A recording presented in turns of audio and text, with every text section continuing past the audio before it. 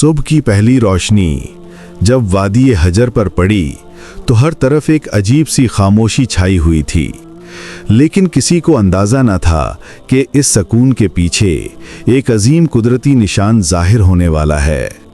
پہاڑ آہستہ آہستہ ہلنے لگے، پھر اچانک پہاڑ پھٹ گیا۔ ایک معجزاتی اونٹنی سامنے آئی، اللہ کی نشانی، حق کی پہچان۔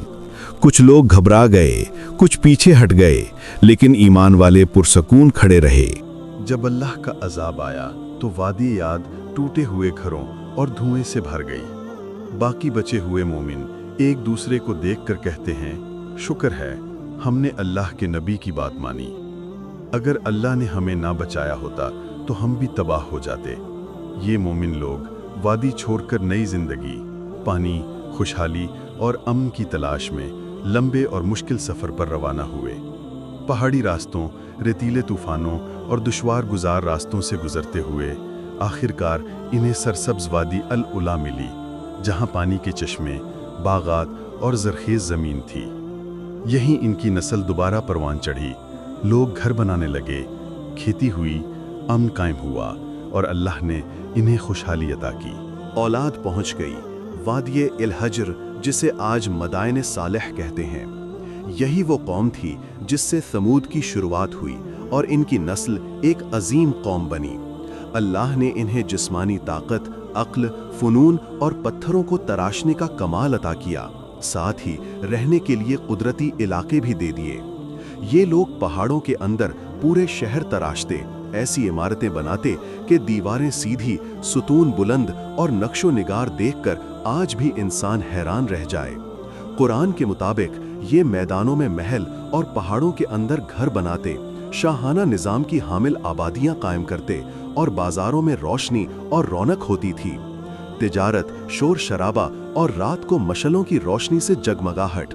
وادیوں میں باغات تھے، کھجوروں کی میٹھی خوشبو سرسبز زمین میں پھیلی ہوئی تھی۔ مگر آہستہ آہستہ وہ نعمتوں کا شکر ادا کرنا بھول گئے اور غرور پیدا ہو گیا۔ وہ کہنے لگے، ہم نے اپنی طاقت اور عقل سے یہ سب بنایا ہے۔ جب طاقت نے گمراہ کیا تو دل سخت ہو گئے، پہاڑوں میں تراشے ہوئے بتوں کو خدا بنا لیا۔ اللہ کو بھول کر قدرتی قوتوں کو پکارنے لگے، خدا نہیں، ہمیں طاقت دے، عظیم قوت دے۔ اپنی طاقت، دولت اور پتھر تراشنے کی صلاحیت پر ایسا غرور کہ کہتے، ہم سے بڑا کوئی نہیں۔ کمزوروں پر ظلم عام ہو گیا، حقوق چھین لیے گئے، سرداروں کی مرضی ہی قانون بن گئی۔ ایسا لگتا تھا جیسے انسان اللہ کے قانون چھوڑ کر اپنی مرضی کا نظام بنا لے اور خود کو ہمیشہ کے لیے اس سے بالا تر سمجھ لے۔ قوم ثمود میں فساد، بے راہ روی اور گناہ پھیل گیا تھا۔ ان کا مشہور جملہ تھا، ہم پہاڑوں سے پتھر تراش کر گھر بنا لیتے ہیں، ہمارے سامنے کوئی نہیں ٹھہر سکتا۔ وہ یہ بھول گئے کہ اللہ ہی دیتا ہے اور اللہ ہی چھین لیتا ہے۔ اسی وادی میں ایک عظیم خاندان ابی بکر بن مس کے گھر ایک نورانی بچہ پیدا ہوا۔ نام رکھا گیا صالح علیہ السلام۔ بچپن سے ان کے اندر نرمی، حکمت، نور، گہری سوچ اور حق کی طرف میلان تھا۔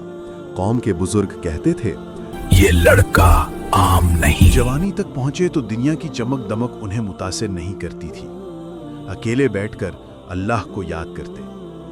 پھر ایک رات اللہ نے انہیں نبوت عطا فرمائی۔ صالح علیہ السلام اپنی بستی میں آئے اور کہا، اللہ کی عبادت کرو۔ تمہارا کوئی معبود اس کے سوا نہیں۔ قوم کے سردار ہنس پڑے۔ کل تک تو ہمارا کا عقل مند دوست آج ہمیں ہمارے محبوبوں سے روک رہا ہے۔ جاد جاتا ہے، ہم تو تمہیں نیک سمجھتے تھے۔ ہمارے بڑوں کے طریقے بدلوانا چاہتا ہے۔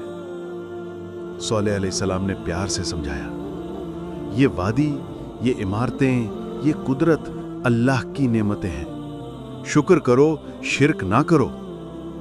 مگر جواب ملا، زولبتی چور اور اگر سچا نبی ہو تو کوئی نشانی دکھاؤ۔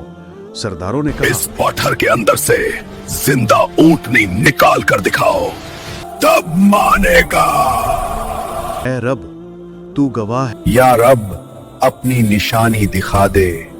پھر پہاڑ پھٹ گیا، روشنی کی ایک لہر نکلی اور اس کے اندر سے ایک عظیم اونٹنی نمودار ہوئی۔ ये वही नाकतुल्लाह थी, अल्लाह की ऊँटनी। मौजज़ा यही ख़त्म नहीं हुआ। ऊँटनी कुएं से पूरा दिन पानी पीती और कुआं खाली हो जाता। लोग हैरान रह जाते, मगर अगले दिन पूरी कौम उसके दूध से सैर होती, इतना दूध कि कोई घर खाली न रहता। सरदार चीखने लगे, हमारी आजादी छीन ली गई। जब कुछ लोग ईमान लाने लगे तो सरदारों के अंदर हसद की आग भड़क उठी। उन्होंने कहा, अगर ये ऊँटनी रही तो साले की इज्जत बढ़ती रहेगी, इस निशानी को मिटा दो। एक अमीर औरत बोली, जो उस ऊँटनी को मार डले, मैं उससे अपनी बेटी दे दूंगी। नौजवान तैयार हो गए। ऊँटनी शाम को पानी पीकर वापस जा रही थी। कातिल गात में थे। एक तीर चला, फिर एक वार, और अल्लाह की निशानी जमीन पर गिर गई। कौम खुशी से चीखी, ऊँटनी मार दे। अब पानी हमारा है। सालेह अलैहिस्सलाम आए, चेहरा जर्द, आंखों में आंसू। तुमने क्या कर डाला? अल्लाह की निशानी को कत्ल कर दिया। अब तुम्हारे लिए सिर्फ अजाब बाकी है। पहला दिन चेहरे जर्द, दूसरा दिन चेहरे सुर्ख, आसमान लाल, तीसरा दिन चेहरे सियाह, वादी में मौत की भू। फिर फजर से पहले आसमान लरस गया, पहाड़ हिलने लगे।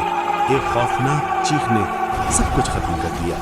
कुरान कहता है, सिर्फ एक चीख ने उन्हें पकड़ लिया। कौम समूद मिट गई। उनके घर, उनकी इमारतें, उनके महल सब खाली।